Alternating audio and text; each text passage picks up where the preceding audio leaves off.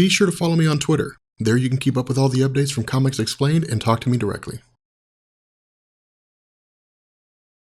What's going on, Comic Nation? This is Rob, and welcome to week 2 of Convergence. Now, I know I'm a little bit late here, but I actually forgot to get this video produced and uploaded last week, to be honest with you guys. So, we're going to go ahead and produce this video today, and then tomorrow we'll cover Convergence week 3. Now, for those of you guys who are new here, these are selections from Convergence, the stories that I preferred, and in truth, what we'll do is that once Convergence is completely finished, I'll let you guys decide which stories you'd like to see covered in more depth here on my YouTube channel, and then we'll go from there.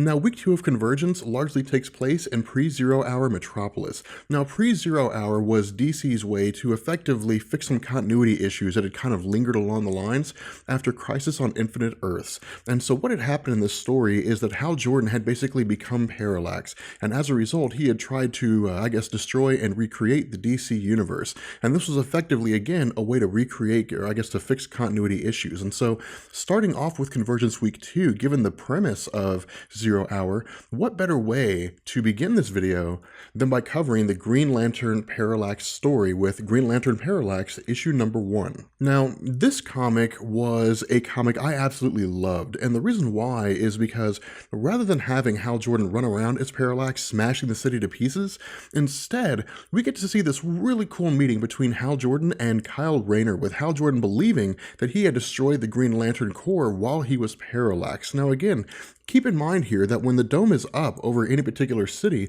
everybody's lost their powers, and so both Kyle Rayner and Hal Jordan do not have access to the power stored within their lantern rings. Now, the story itself is written in a way that fills in the gaps, telling us that Hal Jordan was actually prepared to kill Superman before the domes had gone up, and so once the domes had gone up, he had simply lost his powers, and he had basically come back to his senses. He had realized what it was that he has done, and he had basically staved off his attack on Superman. And so again, as with all Convergence titles, this issue ends with the dome coming down and the restoration of both Kyle Rayner and Hal Jordan's power rings. And so what this basically does is it leaves us with a cliffhanger asking the question, if Hal Jordan is, or I guess he was Parallax before the dome went up, will he come back as Parallax? Will he be Parallax?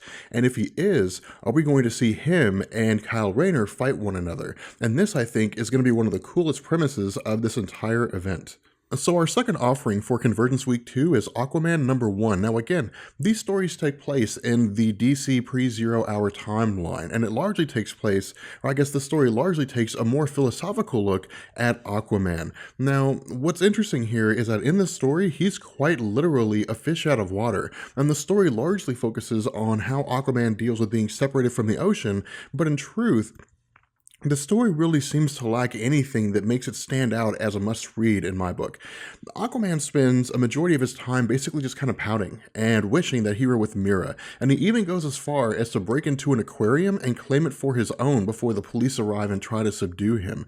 But again, like all the Convergence titles so far, what ends up happening is that Telos makes his grand announcement telling the occupants of these various domes that if they want the realities to survive, they're going to have to fight other realities. And so what ends up happening is that once the domes come down, of course, Aquaman regains his powers, but he remains a fish out of water. He remains as a character who is isolated away from his home. And so what's interesting here is that this story is basically, I guess the story of Aquaman is not going to see him returning back to the ocean. So the question is, what kind of a character is he going to be? How is his character going to progress? But regardless, if you're an Aquaman fan, if you are a character, or I guess a person who loved the character of Aquaman, this is probably a must-read for you. So the next story on our list, and it's actually a story that I really enjoyed more than I thought I would, it's actually Green Arrow Number One. Now what's really cool about Green Arrow Number One is, again, this takes a look at the Zero Hour, or the pre-Zero Hour, meet between between Oliver Queen and Connor Hawke.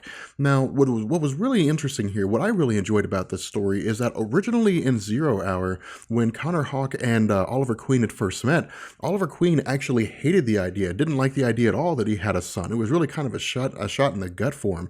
And so what had happened is he basically left, kind of got involved with this government group, and as a result, when a bomb was sent to Metropolis, he ended up sacrificing his life to keep Metropolis from being destroyed. But nonetheless, the knowledge of his son set him on that path. It set him on the path of self-destruction, and in fact, Connor Hawke ended up undertaking the role of Green Arrow for quite some time. Now, again, what we may be seeing here, or at least what may very well take place here, is that we could very well see a circumstance whereby Connor Hawke ends up undertaking the mantle of Oliver Queen, or I guess of Green Arrow, at some point during this two-part series. And the reason I say that is because with part 1, this is basically a revamping of the meeting between Oliver Queen and Connor Hawke. Because this meeting plays out differently than what we had seen in the original Zero Hour event, it stands to reason that things may unfold differently. Now again, the question here is, are we going to see Green Arrow be killed off, or is of course he going to survive, and Connor Hawke is basically just going to be a sidekick the way he was in the comics before Oliver Queen had been killed? But nonetheless, for those of you guys who are big Green Arrow fans, or who are big fans of the whole continuity or the relationship between Green Arrow and Connor Hawke, this is definitely a story I would suggest picking up if you haven't already. Now, the next story on our list is Suicide Squad Number One. Now, in truth, Suicide Squad Number One was a story that I was looking to more than almost any of the other stories, with the exception of Superboy. And so I was kind of disappointed when I picked up this story and found that part 1 of this two-part series doesn't really have anything happening here. The story largely focuses on Amanda Waller and how she deals with the knowledge that the domes are down and that they'll eventually come face to face with the Kingdom Come universe. Now, she gives us a brief explanation of the Kingdom Come versions of Green Lantern, the fact that he's Alan Scott, the fact that he was a recluse during the Kingdom Come event, that he basically just kind of had this platform out in space where he was constantly looking for universal threats that just never really seemed to come, and that the universe itself houses older versions of the superheroes that Amanda Waller and her universe have. And so again, I imagine this is largely build-up. This is basically just kind of setting the stage for what we'll see in part 2. But the question is this going to lead up, or is it going to, become the title that we're really expecting? Is it going to satisfy people who are Suicide Squad fans and want to see a really good group of Suicide Squad members going against a powerhouse of Kingdom Come teams? Again, at this point, we don't really know. Now, my personal favorite selection from Convergence Week 2 is Superboy Number One. Now, Superboy Number One is probably the best story to come out of Convergence so far, and the reason why is simple. Convergence is a sort of last hurrah to so many of the fan favorites that were pre-New 52, before the full continuity reboot of all the characters. One of the most loved characters pre-New 52 was Superboy, and issue number 1 of this Part 2 series gives the fans exactly what they want: the leather jacket Superboy. This largely focuses on Connell and his role in Metropolis with Superman in existence. Now, there's almost no action that takes place in this story in the beginning, but what this story does is it leaves us with a cliffhanger involving a fight between the Kingdom Come version of Superman and Superboy. And to be quite frank, I'm actually dying to see what happens with issue number 2.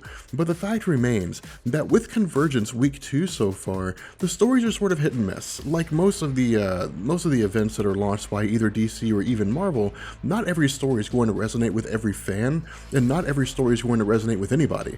But the fact remains that this is, again, just kind of a last hurrah for the events, for the characters that we saw pre-New 52. It's a way for us to more or less just kind of say goodbye to a lot of these characters, and possibly even say hello to these characters, as some of them may be returning post-Convergence. But again, this is just a chance to look over these things, it's a chance to talk about these things, and feel free to let me know down in the comments section which characters or which teams you'd like for me to do a more, in-depth explanation on once Convergence comes to an end. With that being said, I hope you guys enjoyed this video. If you did, let me know, and I will catch you guys later. Peace.